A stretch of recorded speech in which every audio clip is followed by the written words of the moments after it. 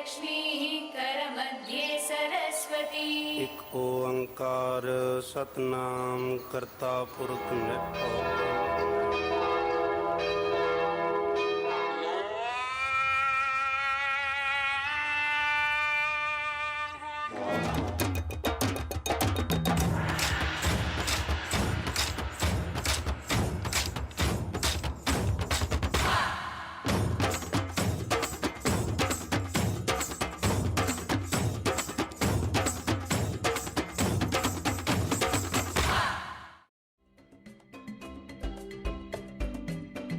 The third edition of the India-Africa Forum Summit turned out to be historic, bringing under one roof one-third of humanity.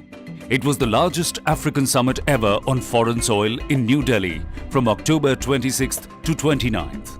Equally, it was the biggest international gathering in India since the Non-Aligned Movement and Commonwealth Heads of Government meeting in 1983. The India-Africa Summit saw the participation of all the 54 African countries, with 41 heads of state and government attending it, marking a celebration of India's millennia-old relations with Africa. India and Africa represent rapidly growing economies with demographic advantages, building upon long-standing partnership. Sustainable development and inclusive growth are the new nuances to this old friendship between Africa and India. Prime Minister Narendra Modi set a record of sorts by holding bilateral meetings with all the visiting heads of state and government from Africa. All the African leaders were on the same page on the issues of UN reforms, joint fight against terrorism and climate change. External Affairs Minister Sushma Swaraj too held a number of bilateral meetings with several leaders from Africa. At the inaugural of India-Africa Forum Summit, Prime Minister Narendra Modi announced concessional credit of $10 billion over the next 5 years. This is in addition to the ongoing credit program. Besides, India offered a grant assistance of $600 million that includes India-Africa Development Fund of $100 million, an India-Africa Health Fund of $10 million, 50,000 scholarships in India over the next 5 years, and support to expansion of Pan-Africa e-network and institutions of skilling, training and learning across Africa. Prime Minister Modi described India and Africa as the two bright spots of hope and opportunities in the global economy. The two outcome documents adopted at the third India-Africa Forum Summit were the Delhi Declaration 2015 and the India-Africa Framework for Strategic Cooperation. The Delhi Declaration condemned terrorism in all its forms and manifestations, violent extremism and menace of non-state actors, including armed groups, flayed direct or indirect financial assistance to terrorist groups or individual members by states or their machinery to pursue such activities, pledged to increase cooperation in securing the sea lanes, preventing piracy, trafficking in drugs, arms and humans through surveillance, vowed to promote cooperation in the blue economy towards the sustainable development of marine resources. Both India and Africa pitched for the reform and expansion of the UN Security Council, even as the world body celebrates its 70th anniversary this year. This is a world of free nations and awakened aspirations. Our institution cannot be representative of our world if they do not give voice to Africa, which is more than a quarter of UN members, or the world's largest democracy with 1/6 of humanity. That is why India and Africa must speak in one voice for reform of the United Nations, including its Security Council.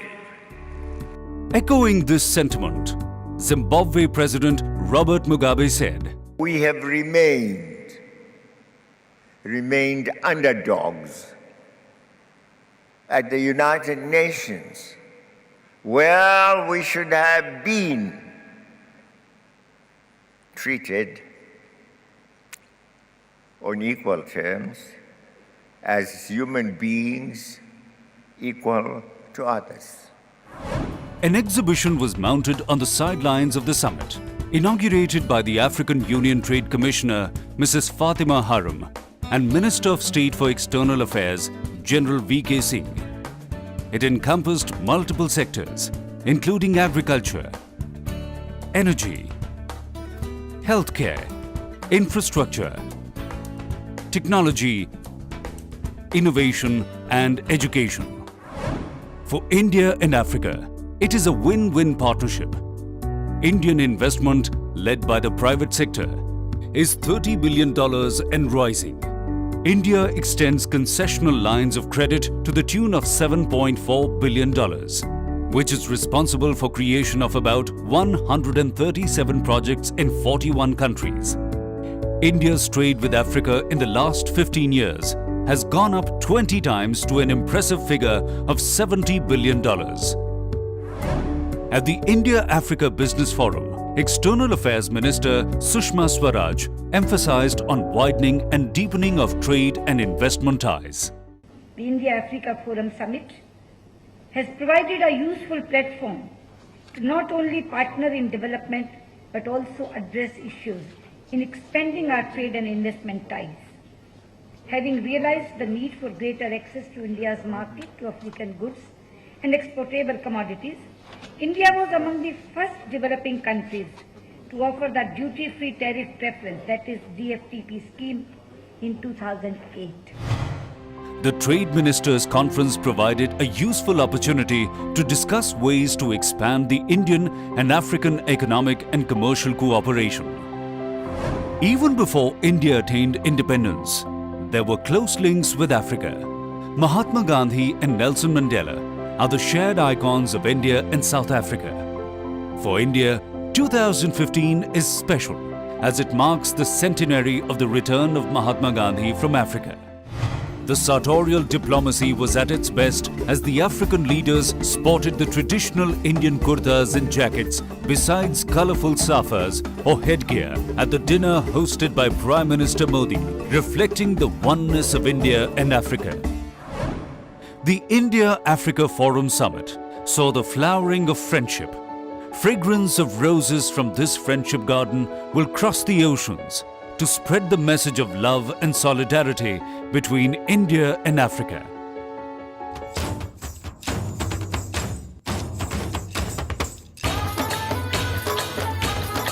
Reflecting this all-pervasive festive mood, folk dances held during the summit marked the coming together of the people from India and Africa.